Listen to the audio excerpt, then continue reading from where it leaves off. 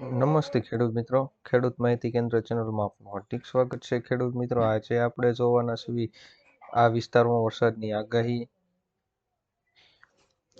ગુજરાતમાં આકરી ગરમી પડી રહી છે, ત્યારે ઉનાળે ફરી કમોસમી વરસાદની આગાહી કરવામાં આવી છે.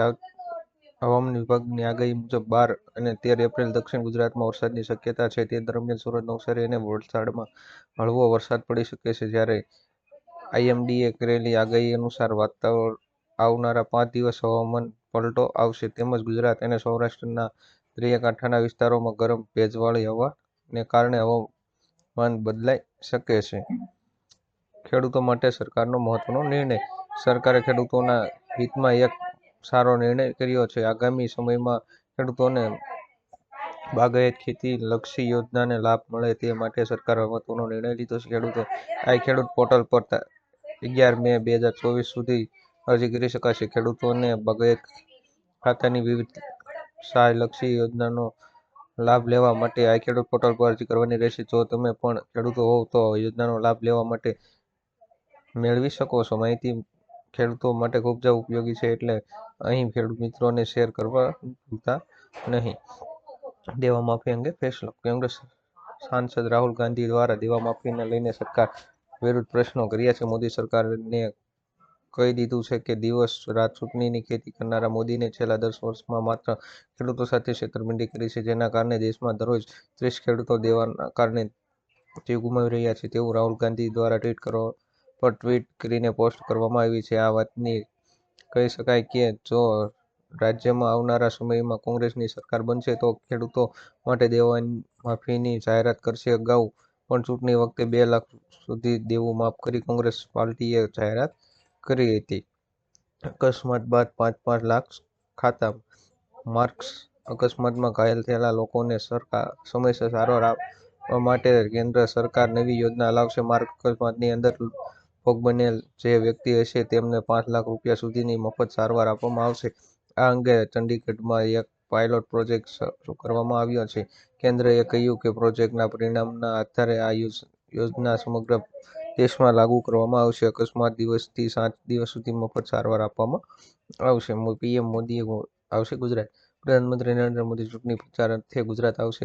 19 તારીખે બાદ તેઓ ગુજરાત ચૂંટણી પ્રચારનો પ્રારંભ કરશે. ગુજરાતમાં 4 ઝોનમાં 6 થી વધુ જાહેર સભાને તેઓ સંબોધિત કરશે. દિવસમાં 2 સભા અને રોડ શો બાબતે વિચાર ચાલી રહ્યો છે. ગ્રામ્ય વિસ્તારમાં સભાઓ અને શહેરી વિસ્તારમાં રોડ શોનું આયોજન થઈ શકે છે. જો કે તેમના પ્રવાસ અંગે સત્તાવાર જાહેરાત કરવામાં આવી નથી. ગુજરાતીઓ માટે સારા સમાચાર. જૂનાગઢ માર્કેટ યાર્ડમાં કેસર કેરીની આવક શરૂ થઈ ગઈ છે, જેમાં એક બોક્સ કેરીનો ભાવ 600 થી લઈને 1800 રૂપિયા સુધીનો જોવા મળ્યો છે. આ વર્ષે વાતાવરણમાં ફેરફારને કારણે કેરીની આવક ઓછી થઈ રહી છે. ગત વર્ષે કેરીની બોક્સનો ભાવ 250 થી 500 રૂપિયા હતો. માર્કેટ યાર્ડમાં કેસર ઉપરાંત અલગ અલગ પ્રકારની કેરીઓ બજારમાં વેચાય છે. આવનારા દિવસોમાં જૂનાગઢ માર્કેટ યાર્ડમાં કેસર કેરીના બોક્સની આવક ઘણી વધી શકે છે. 15 થી 20 દિવસોમાં કેરીની કુલ સિઝન શરૂ થઈ જશે. આજના સૌથી મોટા ખેડૂત સમાચાર. અમરેલી જિલ્લામાં મોટાભાગના ખેડૂતો દ્વારા કપાસ, મગફળી, સોયાબીન, ઘઉં, ચણા તેમજ તલ, સફેદ અને કાળા તલનું વાવેતર કરવામાં આવ્યું છે.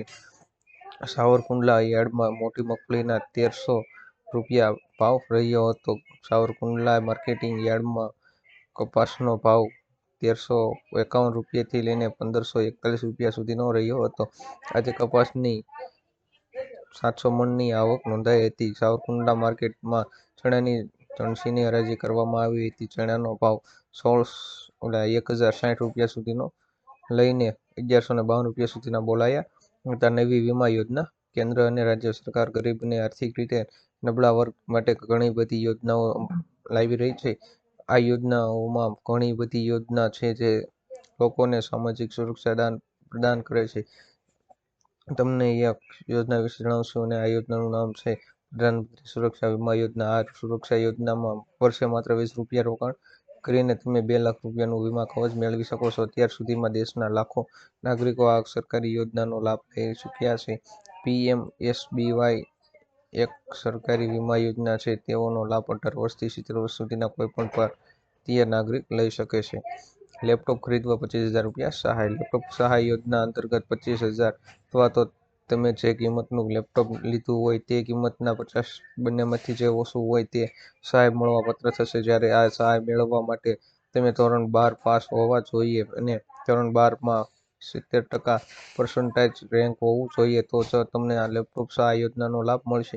આ યોજના માટે ફોર્મ હાલમાં ઓનલાઈન ભરવાના આવવાના શરૂ થઈ ગયા છે. લીંબુના ભાવમાં થયો ભડાકો. ગરમીનો પારો તો દિવસે ને દિવસે સતત વધી રહ્યો છે, પરંતુ તેની સાથે લીંબુનો ભાવ પણ વધતો જોવા મળી રહ્યો છે. ગરમી શરૂ થતાં છૂટક બજારમાં લીંબુના ભાવ 5 ગણા વધી 200 થી 220 રૂપિયા પ્રતિ કિલો થઈ ગયા છે. થોડા સમય પહેલા જ હોલસેલમાં ₹40 પ્રતિ કિલો અને રેટેલમાં ₹80 થી ₹100 કિલોએ લીંબુ વેચાઈ રહ્યા છે. જ્યારે લીલા શાકભાજીની આવક વધતા લીંબુના ભાવમાં 5 થી ₹30નો ઘટાડો થયો છે. તે સાથે જે સામાન્ય લોકોને મોટો રાહતના સમાચાર છે. ખેડૂત મિત્રો, અવનવા વિડીયો જોવા માટે અમારી ચેનલ ખેડૂત માહિતી કેન્દ્ર ચેનલને સબસ્ક્રાઇબ કરો, શેર કરો અને લાઇક કરો કે આપ સુધી મારા અવનવા વિડીયો પહોંચતા રહે.